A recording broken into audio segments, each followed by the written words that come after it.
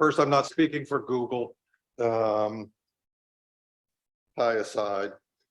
I want to say something about market design for a market design conference. So we are 3 completely uncoordinated talks. We spent a few minutes trying to create an intersection, and you can be the judge. Let me start by saying a couple of things that I find really exciting about market design today versus, let's say, 1994.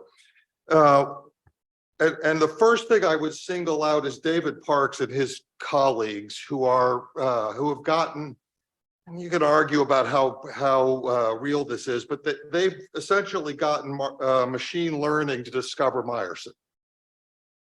And that just seems huge to me because it's the proof of concept. We know that in certain circumstances, Meyerson's optimal auctions are the optimal auctions. If the AI can discover it, then we can actually apply it to the situations where we don't know the answer. And that just seems like that's going to be huge. It's not a accident that Parks then goes and spends a sabbatical at DeepMind. So I think we're going to see cool things out of that. That's just and let me say, I'm also keen on adversarial networks generally because they're evolutionary in nature, and something that I was convinced of, oh, it's getting on 20 years at this point, is that the right way to think about human behavior in almost all circumstances is evolution. It's not optimization. And what's nice about evolution is it tends towards optimization, but doesn't get there that immediately.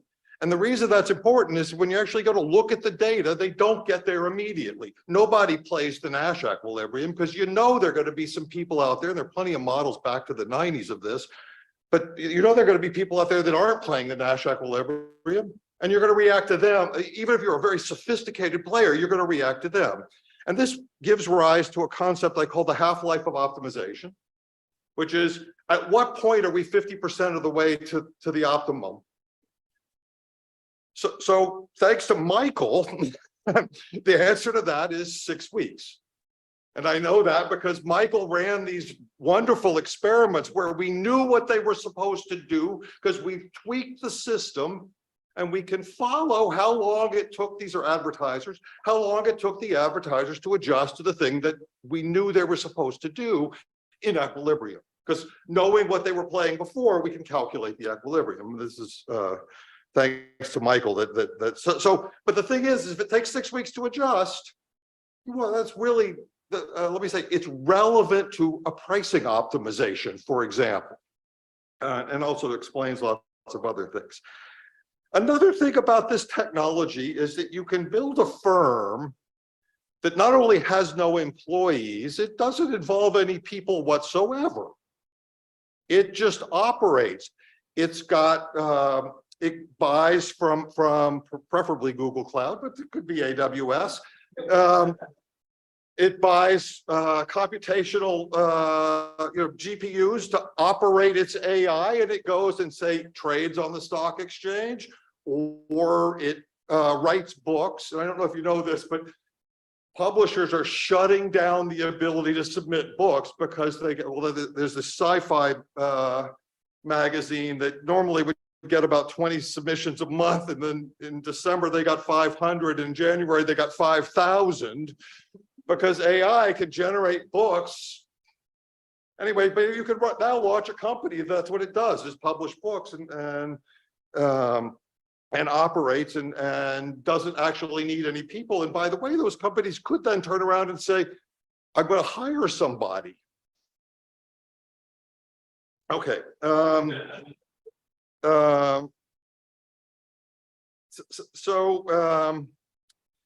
Another thing so I used to kind of laugh about psychology and behavioral economics, and I now find that eats up 50% of my efforts. So that's something else that's changed from 1994, is that part of that is because the behavioral economics itself got much better, is part of the reason for that.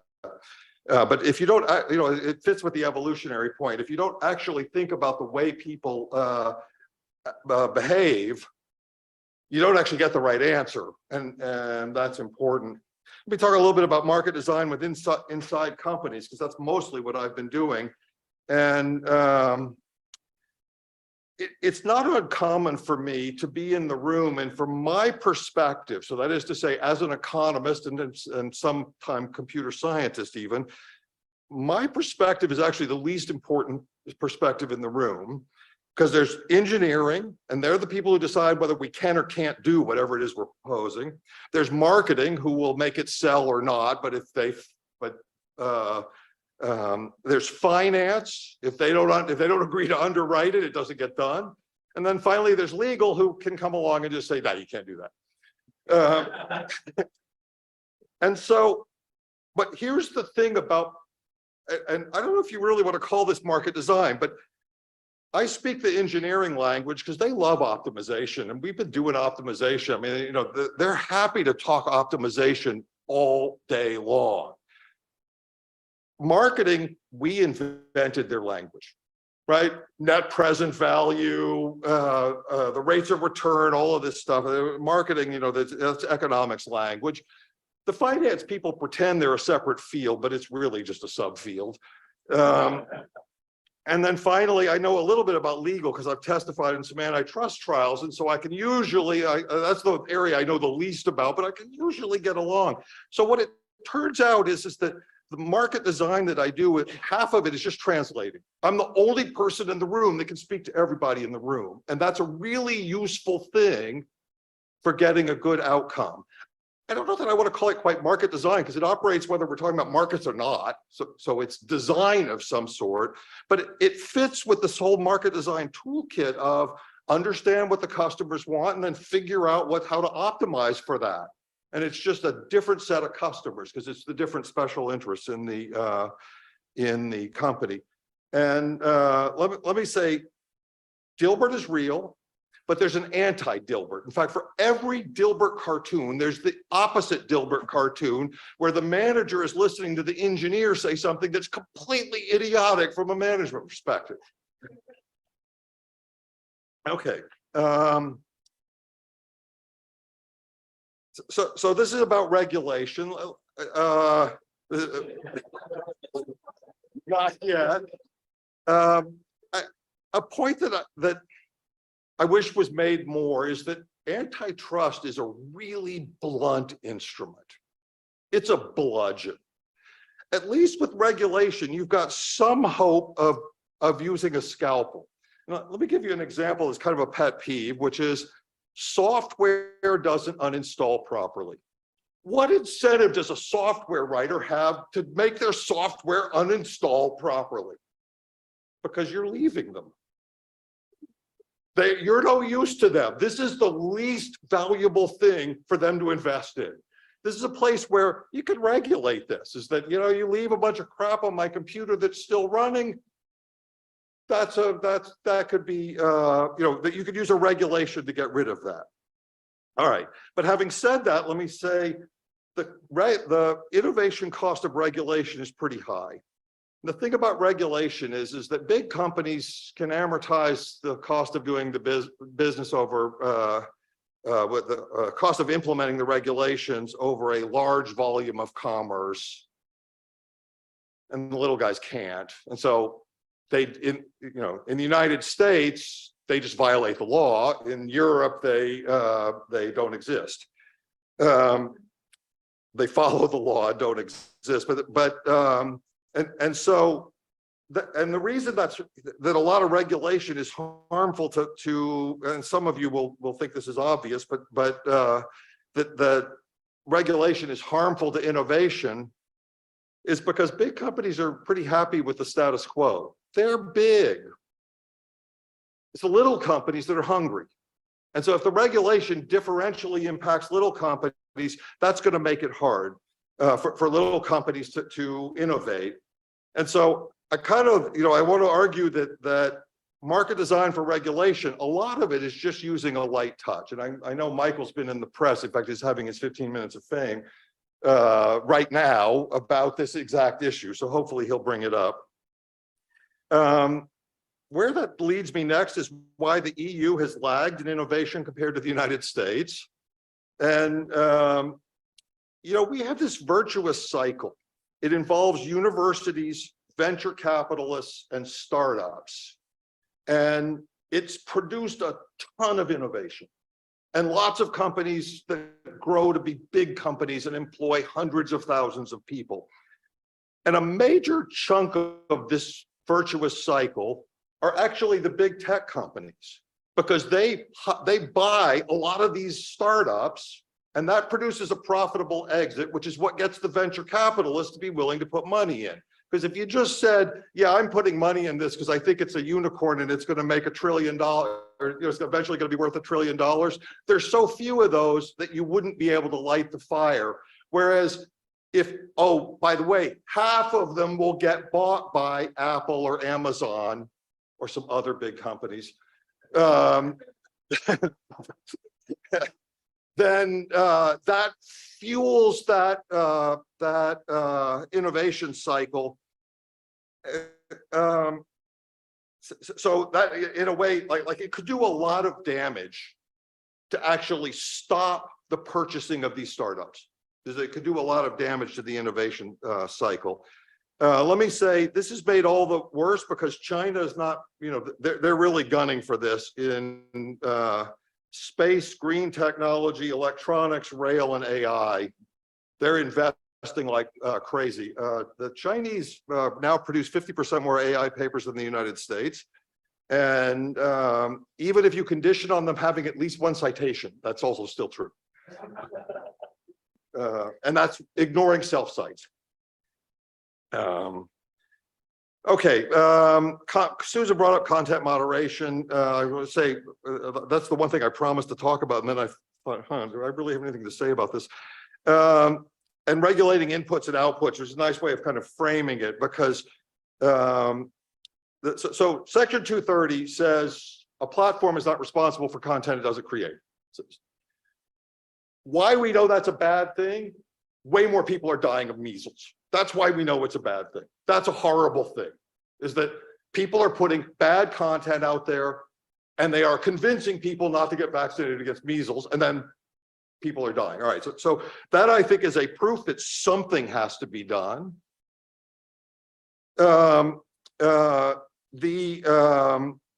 thing about this is, though, is if you say, okay, you can't have misinformation that lead, we put a strict tort standard on the output. You can't have misinformation that causes people to die. That will kill those platforms, just without any doubt. Very little money is made on the content of this. If you put that kind of restriction on that, where you start paying for that, you're out of business. And that's also a bad thing. And it could actually make our information problems worse.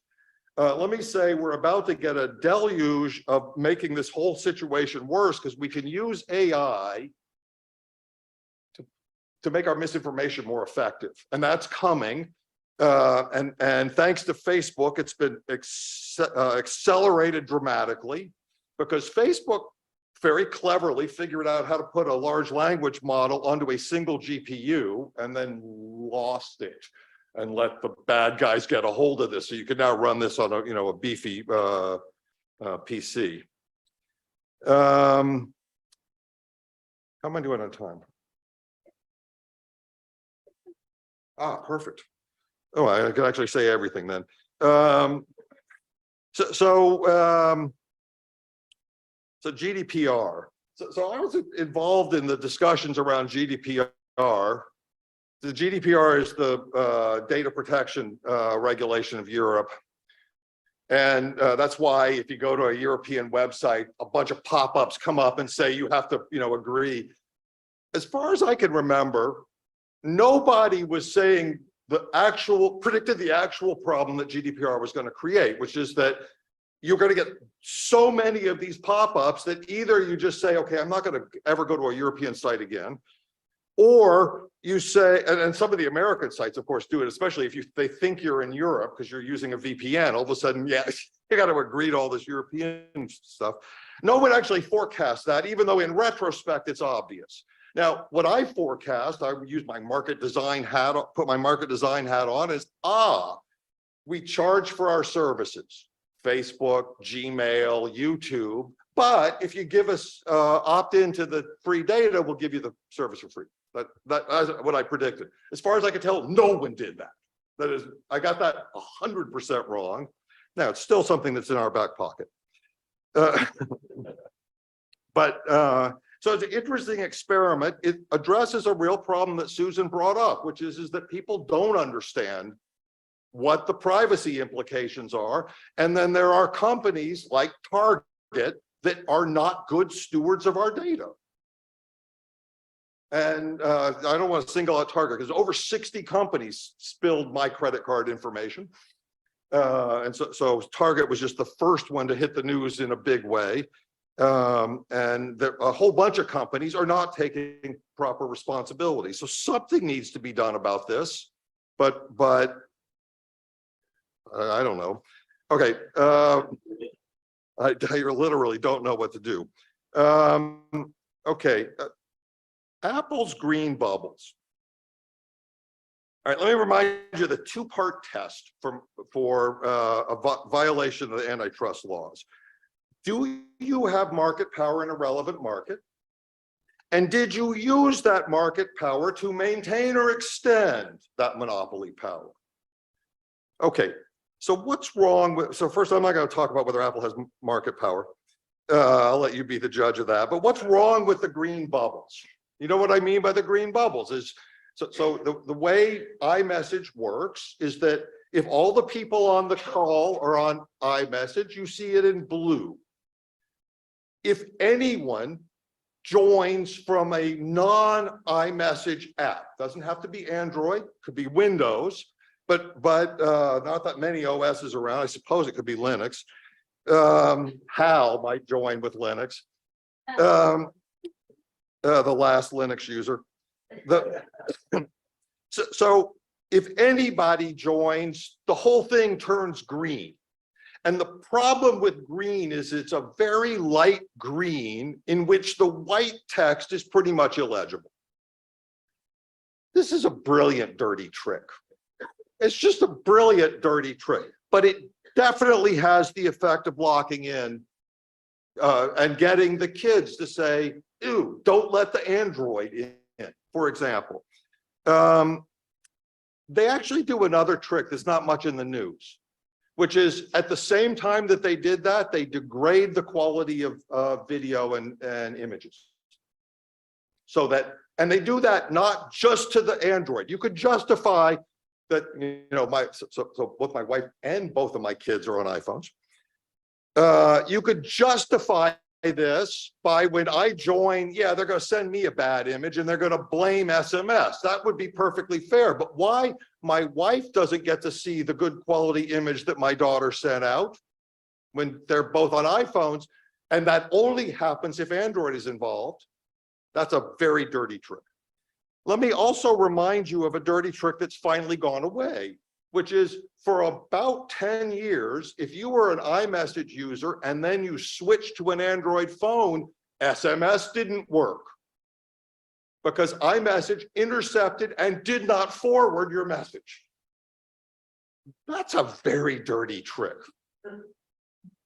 Okay, so I think the use of the power to maintain or extend is demonstrated. Whether or not you're going to say they have market power, these are the guys that convinced a British court that iTunes was not part of the music business, because Apple Records had a contract that said you can use the name Apple provided you never enter the music business. When they launched iTunes, they said, oh, it's digital, it's not music, it's iTunes. And they managed to convince a court that this had not violated the contract. Okay, last point. We talked about evolution a little bit. There's this, you know, is there a threat of world domination? I'm personally a fan of the movie The Terminator. You know, the AI woke up, realized humanity was the biggest threat to its existence, and that was, you know, wrote our death sentence right at that moment. So here's the thing. We have 1 billion years of evolution telling us that we should get more stuff.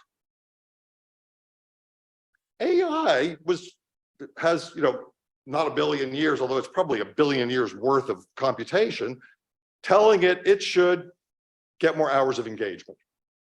It doesn't actually have, so this idea, it's fully anthropomorphizing to say AI is going to want to grab power from us. No, that's us. We're that way.